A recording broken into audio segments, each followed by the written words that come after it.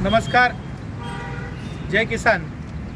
आज क्रांतीवीर किसान सेनेच्या वतीने तसेच अन्यायग्रस्त शेतकरी बांधवांच्या वतीनं आम्ही जिल्हाधिकारी साहेब असतील, जिल्हाधिकारी साहेबांच्या माध्यमातून मुख्यमंत्री साहेबांना आम्ही आज निवेदन दिलेलं आहे। आमच्या संघटनेच्या मागण्या अशा आहेत की शेतकऱ्यांची सरसकट कर्जमाफी, त्याचबरोबर वीज बिल माफी व्हावी, त्याचबरोबर ऊस बिलाची थकीत रक्कम व्याजासह शेतकऱ्यांना मिळावी, तसेच ऊस बिल न देणाऱ्या टाळाटाळ करणाऱ्या कारखान्यांना गाळप परवाना रद्द करावा।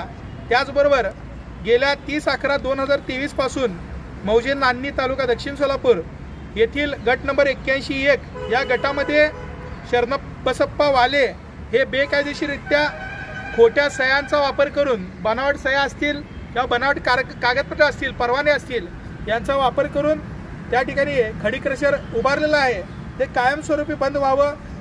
गेल्या 7 ते 8 महिन्यापासून हे शेतकरी बांधव पूनम गेटला बसलेले आहेत, त्यांना न्याय मिळावा अशा आशयाचं निवेदन आम्ही दिलेलं आहे। गेल्या निवडणुकीमध्ये सर्वच सत्ताधारी, आज मुख्यमंत्री असतील, उपमुख्यमंत्री असतील, यांनी आमची जर सत्ता आली तर शेतकऱ्यांना सरसकट कर्जमाफी करू असं आश्वासन दिलं होतं, परंतु त्या पद्धतीनं कुठलीही कारवाई झाली नाही।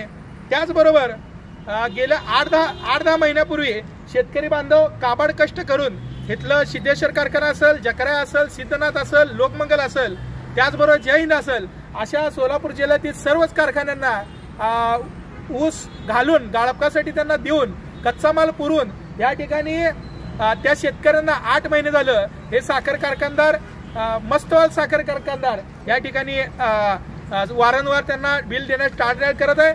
त्यामुळं येणाऱ्या 8 दिवसामध्ये या निवेदनाचा गांभीर्यपूर्वक विचार करून आज शेतकरी बळीराजा म्हणलं जातं, परंतु या बळीराजाचा बळी घेण्याचा डाव या ठिकाणी शासना आणि प्रशासनाच्या माध्यमातून केला जात आहे। नक्कीच येणाऱ्या काळामध्ये पालकमंत्री असतील, कृषी मंत्री, आज तुम्ही परवा बघितलं की कृषी मंत्री पत्ते खेळत या ठिकाणी रम्मीचा डाव या ठिकाणी मंत्रालयात केला जातो।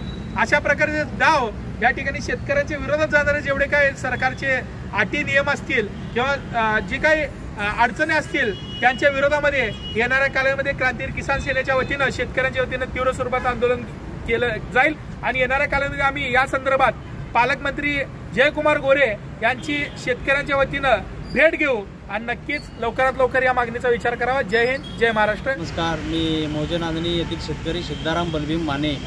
मी गेल्या 30/11/2023 पासून खडी क्रशर संबंधित अधिकाऱ्यांना वारंवार पत्रव्यवहार करून देखील आज तागायत खडी क्रशर बंद नाही, तरी याबाबत वारंवार निवेदन देऊन सुद्धा वडिलांनी केलेला, तरी त्या तिसऱ्या दिवशी संबंधित अधिकारी येऊन आम्हाला आश्वासन दिले की आम्ही योग्य ते माननीय कलेक्टरासमोर सुनावणी लावतो, तरी त्याच्या अद्यापपर्यंत त्यांनी आम्हाला केराची टोपली दाखवलेली आहे। तरी संबंधित अधिकारी, ग्रामसेवक, दोषी जे असतील, सरपंच, तलाठी, संबंधित खडी क्रशर प्रदूषण खाते यांच्यावर कडक कारवाई करून खडी क्रशर बंद करण्यात यावा, अन्यथा शेतकऱ्याच्या वतीने याच्यापेक्षाही तीव्र आंदोलन छेडण्यात येईल, याची दखल प्रशासनाने घ्यावी ही विनंती।